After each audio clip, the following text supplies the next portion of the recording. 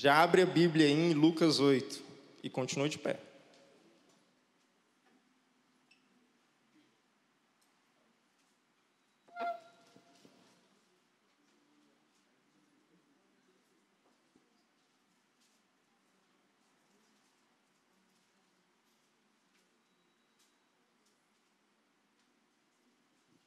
Lucas 8, do verso 4 até o 15.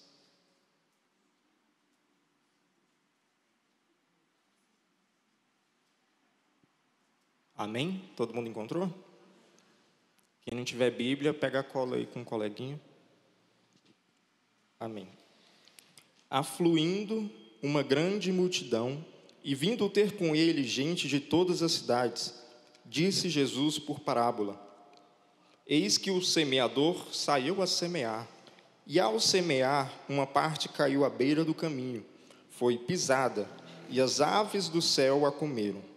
Outra caiu sobre a pedra, e tendo crescido, secou, por falta de umidade.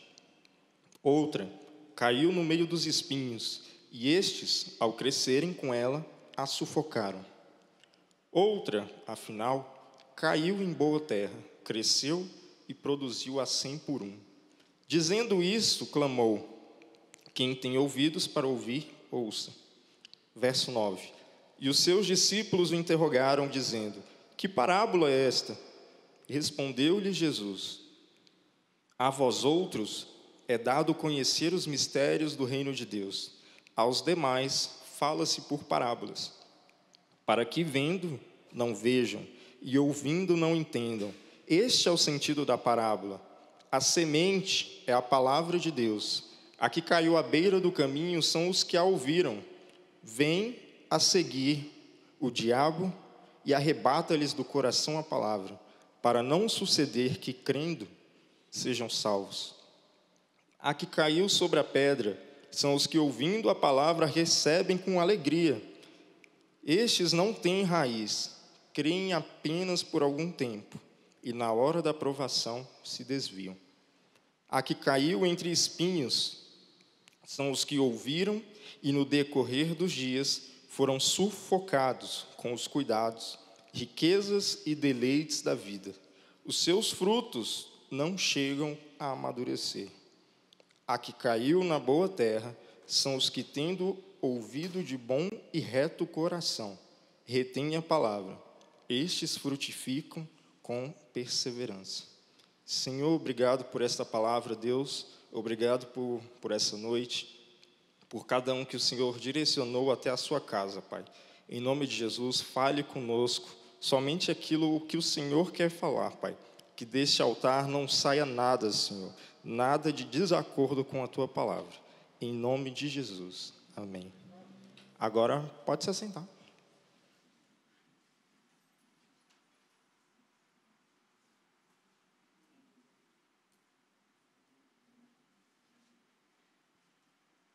Bom, nós estamos vivendo dias meio tenebrosos.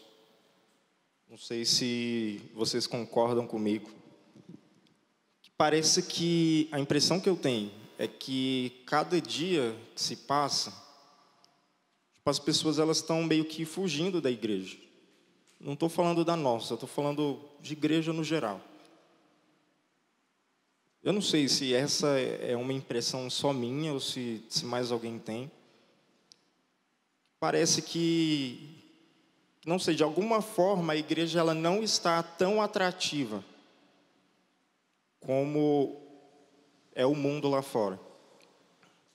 E as pessoas acabam, olha aqui dentro, mas aqui não pode fazer isso, mas não pode fazer aquilo.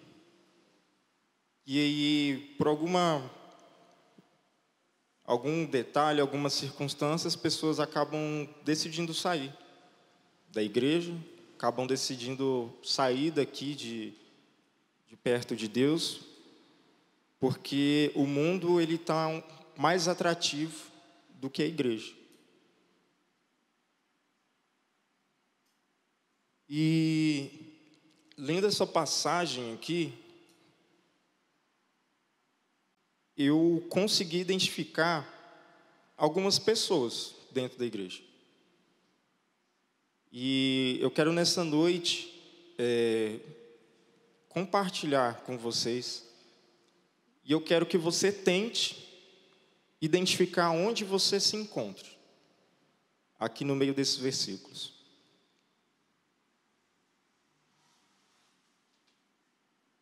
Antes de analisar os versículos aqui, lendo isso aqui, me veio uma frase. A boa obra, ela não depende da semente, ela depende do terreno. Aqui o semeador, ele jogou a semente em vários lugares. A semente era a mesma.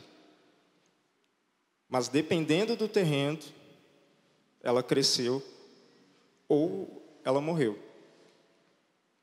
Então, não depende de Deus, só depende de nós. Vamos analisar aqui, acho que está no verso 12. A primeira semente. Fala que ela caiu no caminho. E nesse primeiro caso, são as pessoas que escutam a palavra, elas escutam a palavra de Deus, mas não creem. Olha assim, acho que isso aí na verdade não. Eu acho que aqui no nosso meio não tem ninguém assim hoje, pelo menos eu espero. Que escuta, que ouviu falar de Jesus, mas que não crê. Assim, se Jesus aí, não, acredito não. O segundo caso, está no verso 13, é a que caiu no meio das pedras.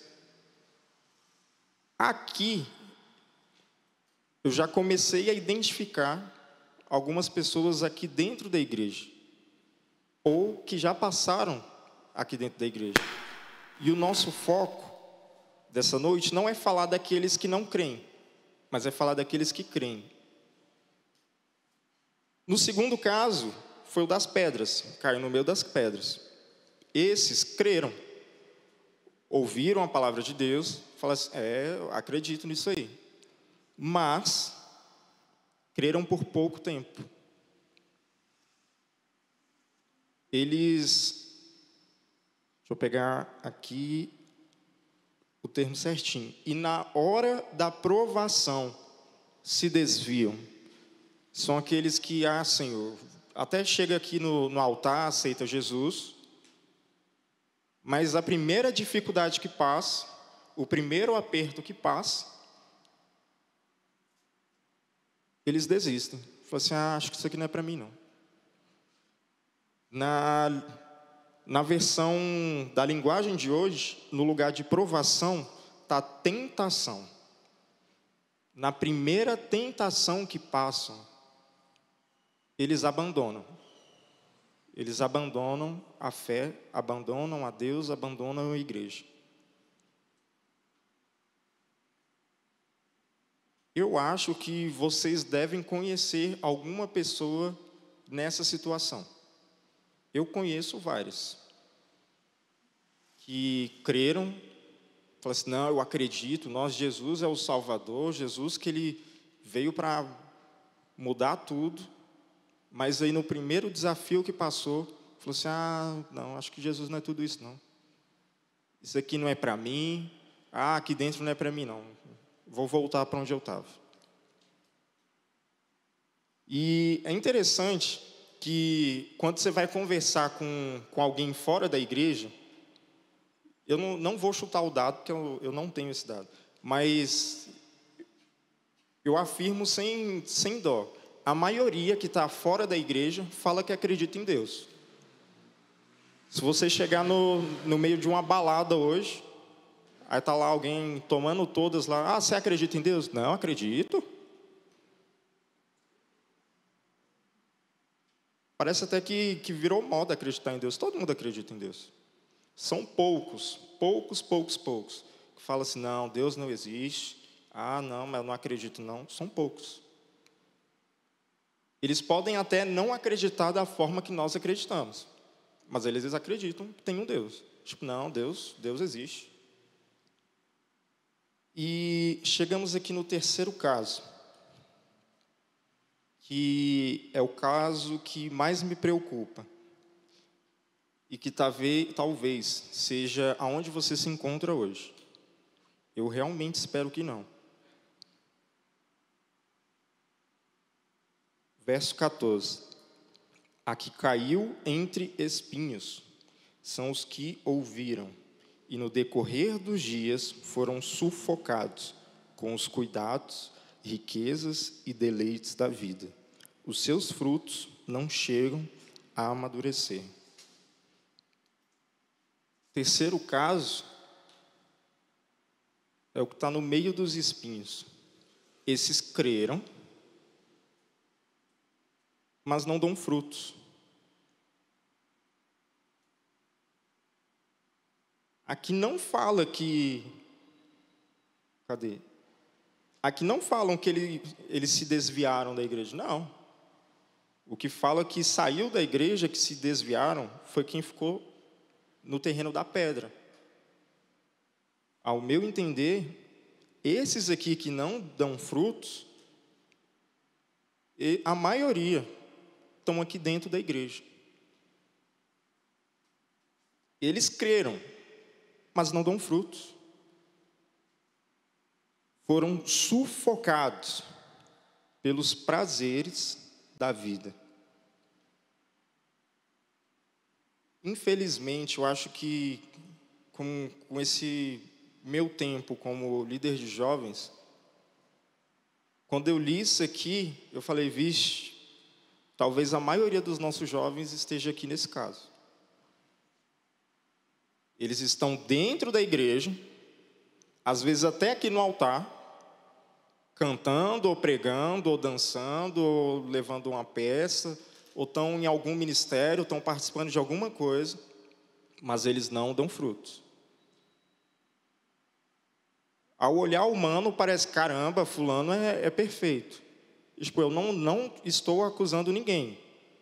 Eu quero que, se você está com essa impressão, caramba, será que ele está falando de mim? Então, talvez seja de você mesmo, que a palavra seja. Esse terceiro caso é o que mais me assusta. E que, quando Deus, Ele falou comigo através dessa palavra, eu fiquei, caramba, Senhor, será que eu estou aqui? Será que eu sou mais um desse aqui? E eu quero muito que você se questione, se você também é um desse aqui. Eu espero que não, de verdade. E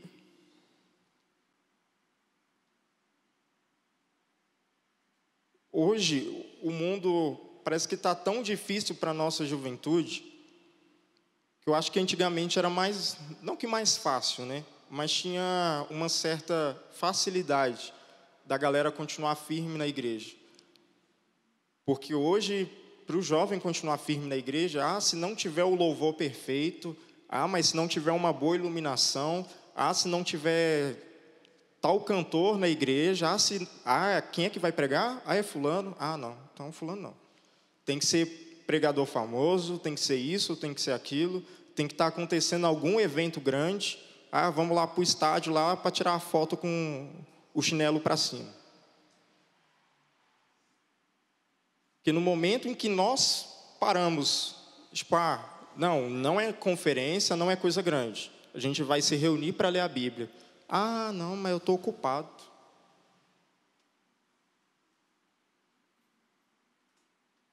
Nossa, e como eu ouvi isso durante esses tempos? Não, vamos se reunir só para falar o que a gente está sentindo de Deus no coração? Não. Fulano, tal pregador vai em tal igreja. Vamos todo mundo, vamos, anima aí, galera, vamos. É desse jeito. Mas para se reunir, tipo, eu estava lendo aqui, Deus falou comigo uma coisa, queria compartilhar com vocês. Não, hoje eu estou tão cansado. A galera desse terceiro caso aqui, fala que no decorrer dos dias, eles são sufocados. Sufocados com os deleites da vida. Sufocados com o trabalho. Ah, mas eu trabalhei tanto essa semana, estou tão cansado. Sufocados com a faculdade. Ah, mas eu estou estudando tanto. Eu acho que não vai fazer mal faltar esse domingo. Não vai fazer mal faltar a célula. Não vai fazer mal faltar a EBD.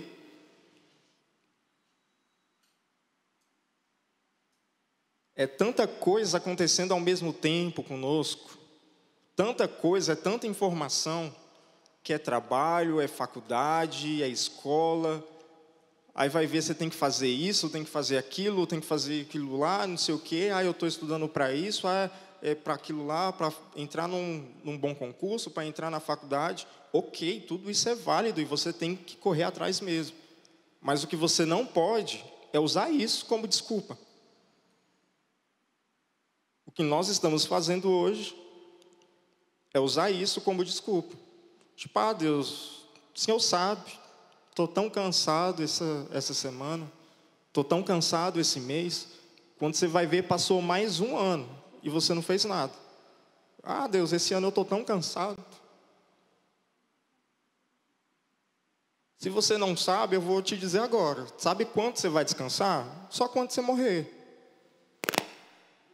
Que a vida, ela não vai melhorar de um dia para a noite. Você não vai acordar amanhã, ganhar na Mega Sena, tipo, agora sim eu tenho tempo para Deus. Não. Qual está sendo a sua prioridade? Se Deus não está sendo a sua prioridade, eu sinto lhe dizer, mas você se encontra nesse terceiro caso. Você crê, você vem para a igreja, você canta, você levanta a mão, mas você não dá fruto. E o que acontece com a árvore que não dá fruto?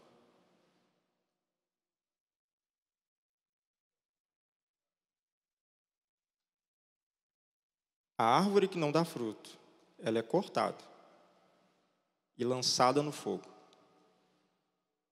Uma árvore infrutífera não serve.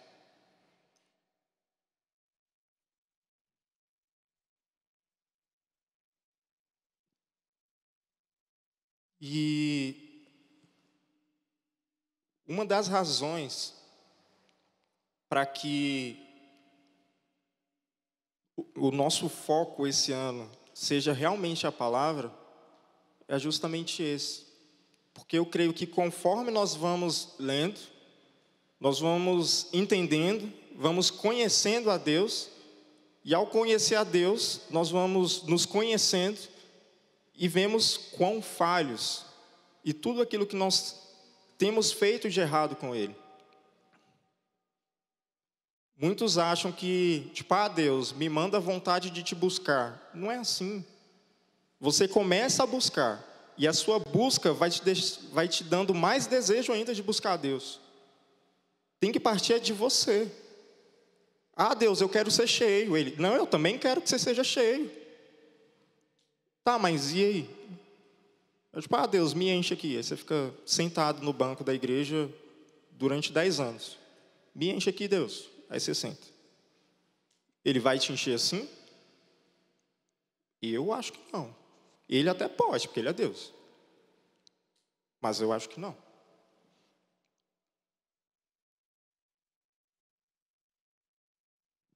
Abre aí em 1 Timóteo 4.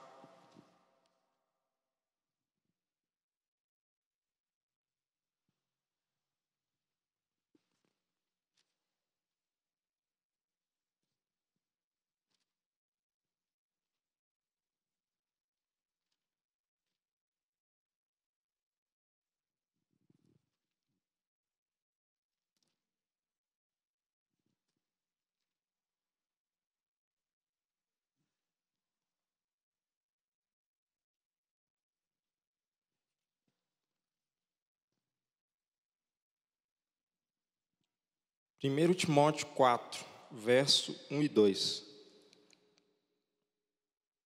Ora, o Espírito afirma expressamente que, nos últimos tempos, alguns apostatarão da fé, por obedecerem a espíritos enganadores e a ensinos de demônios, pela hipocrisia dos que falam mentiras e que têm cauterizada a própria consciência. Em Oséias 4,6 fala que o meu povo perece por falta de conhecimento. E você precisa colocar na sua cabeça, você precisa urgentemente colocar na sua cabeça, de que você precisa buscar mais a Deus, que você precisa conhecer mais a Deus. Somente assim, somente dessa forma, você vai dar frutos. Somente assim. Nós precisamos conhecer a Deus. Como que a gente conhece a Deus? Aqui, ó. Ele está aqui. É só ler. Tipo, mas eu tenho preguiça. Beleza, mas e aí? Deus, me ajuda, eu tenho preguiça. Ele começa. Nem que seja devagar. Vai um versículo por dia, vai 2, vai 3, vai um capítulo. Quando você vai ver, você está lendo um livro por dia. Você precisa tornar isso aqui um hábito seu. Nesse texto que eu li, fala que, nos últimos tempos, alguns vão apostatar da fé. Todo mundo aqui sabe o que é apostatar? Pelas caras eu acho que não, então eu vou falar. Apostasia significa afastar, renunciar. No caso aqui, apostatar da fé seria, no caso, renunciar à religião, renunciar à crença, abandono da fé. A apostasia é você se afastar de algo. E, infelizmente, o que eu mais tenho visto, é para acordar vocês, o que eu mais tenho visto são pessoas renunciando à sua fé. E, infelizmente, o principal motivo dessa renúncia de fé, desse afastamento de fé, como eu li lá em Lucas,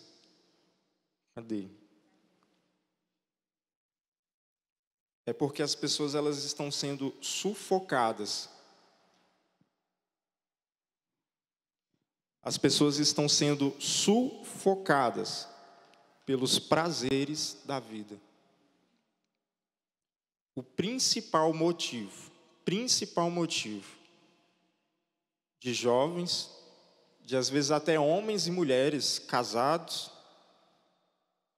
é porque eles estão sendo sufocados pelos prazeres da carne.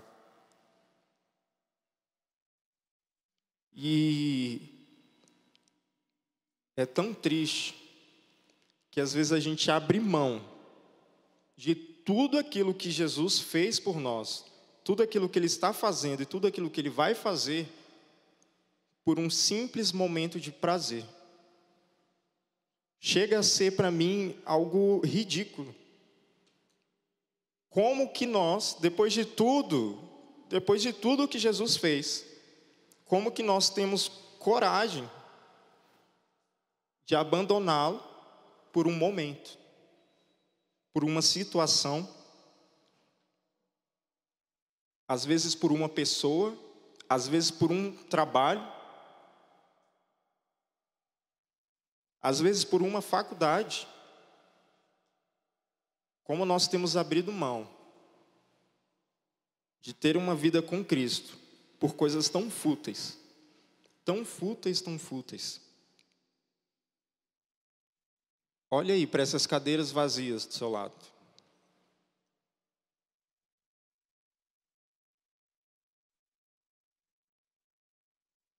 Essa cadeira está vazia porque alguém renunciou à sua fé. Só por isso. Quantos, mas quantos caminharam conosco? Foram nossos irmãos em Cristo. E falavam, nunca vou sair daqui, nunca vou perder o contato com o meu mestre. Nunca. E hoje estão lá fora, perdidos. Quantos?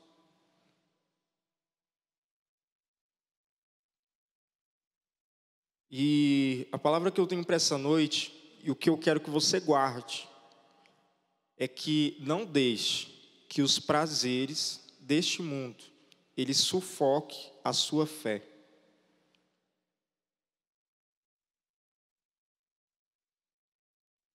Jesus, ele tem o melhor para a sua vida. Jesus, ele tem o melhor emprego. Jesus, ele tem a melhor faculdade. Jesus, ele tem a melhor família para você.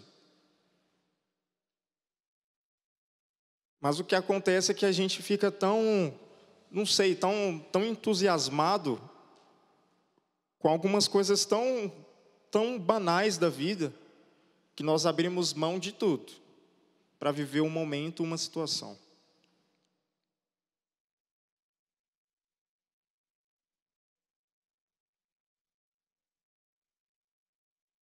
Nós precisamos entender o que é o Evangelho. Precisamos entender tudo que Jesus já fez por nós. Eu acho que só pode ser isso, para todo mundo estar desprezando tanto a Jesus.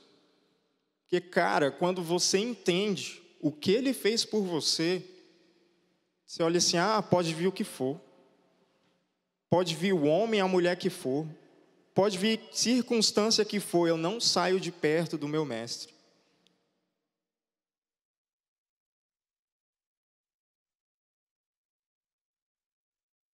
Ele pagou uma dívida que nós não tínhamos como pagar.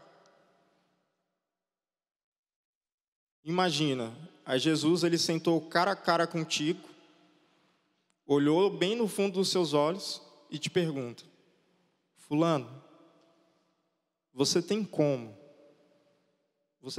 pagar essa dívida do pecado? Você olha para ele e fala, não. E ele olha de volta para você e fala, tudo bem, eu paguei para você.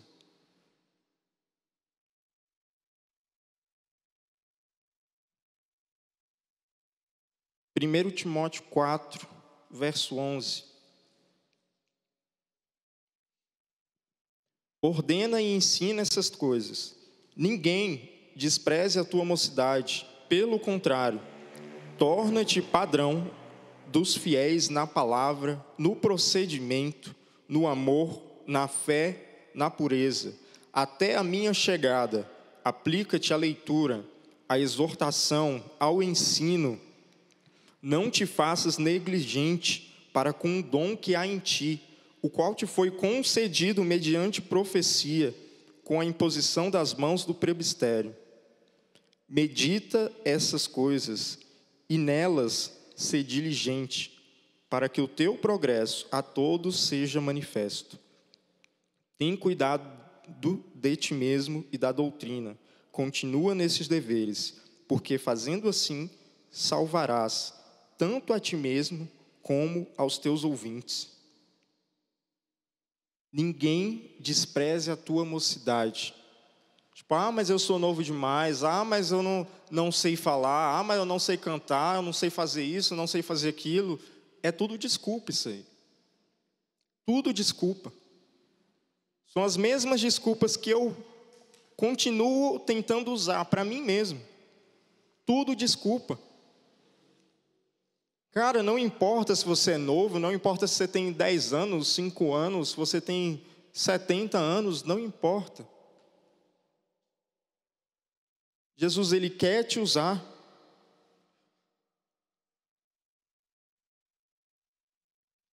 E Mais um verso aqui, voltando lá em Lucas. Lucas 8, dessa vez verso 15.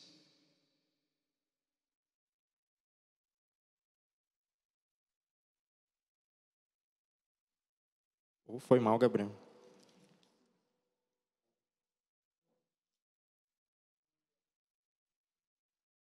Lucas 8, verso 15. A que caiu na boa terra são os que, tendo ouvido de bom e reto coração, retêm a palavra, estes frutificam com perseverança.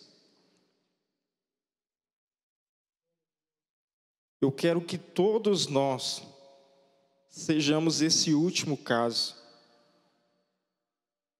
Sejamos a boa terra que dão frutos. E aqui eu vejo que o segredo está em uma palavra: perseverança. Ah, está difícil, persevera.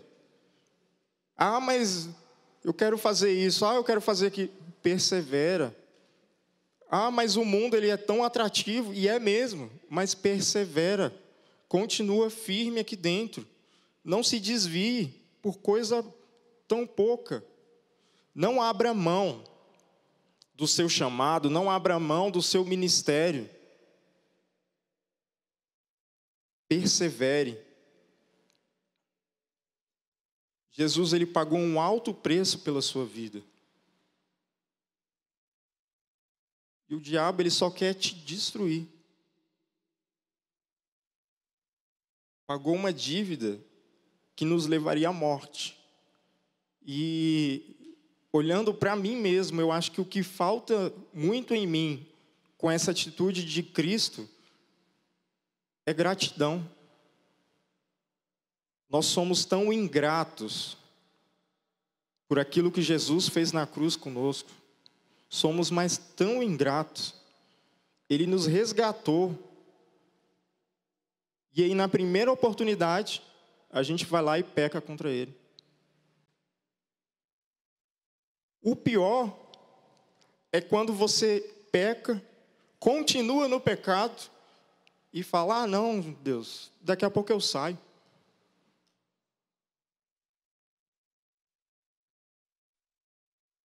Essa semana, eu e a Tawane, a gente achou um cachorrinho que estava abandonado na rua. Ele estava sujo, com fome, todo machucado. Pegamos ele, levamos para dar banho, damos comida, começamos a tratar o machucado.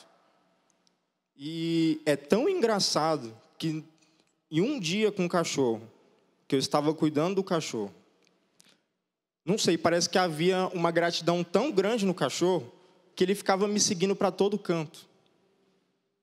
Quem estava lá na casa do pastor esses dias viu isso. E era engraçado, eu em casa, ele dormindo do meu lado, eu levantava, eu estou aqui, eu ia ali. O cachorro levantava, ele ia comigo, sentava do meu lado. Quando eu voltava, ele vinha junto. Será que o que Jesus fez por nós não é maior do que isso? Porque, velho, se um cachorro com um dia de cuidado, ele é grato a esse ponto, tipo, eu vou ficar perto daquele que me resgatou, daquele que cuidou de mim, daquele que me alimentou, daquele que cuidou as minhas feridas, os meus machucados. Será que o que Jesus fez na cruz não é maior do que isso? Cara, Ele te resgatou. Você tem consciência disso? Ele te limpou. E a qualquer momento que você olhar para Ele: Jesus, me ajuda, Ele vai estar lá para te ajudar. Só que o problema é, como é que você sabe que você ainda vai estar vivo amanhã?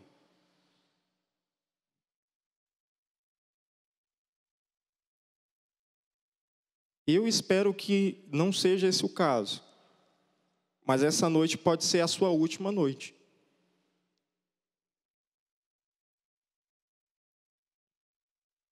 Espero que todos continuem vivos por muito tempo. Mas eu não tenho controle sobre isso. Pode ser que hoje seja a sua última noite. Pode ser que essa semana seja a sua última semana.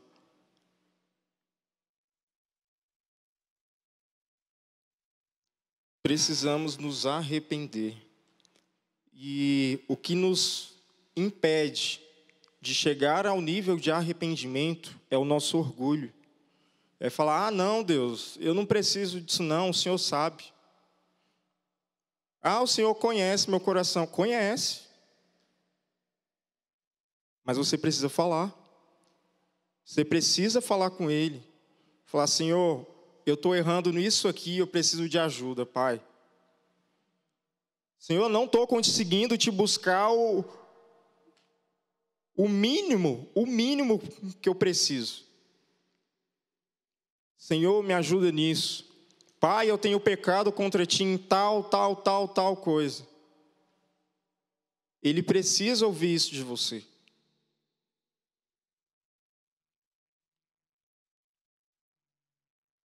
Arrependimento só chega quando deixamos o nosso orgulho de lado. Para finalizar, vou ler aqui.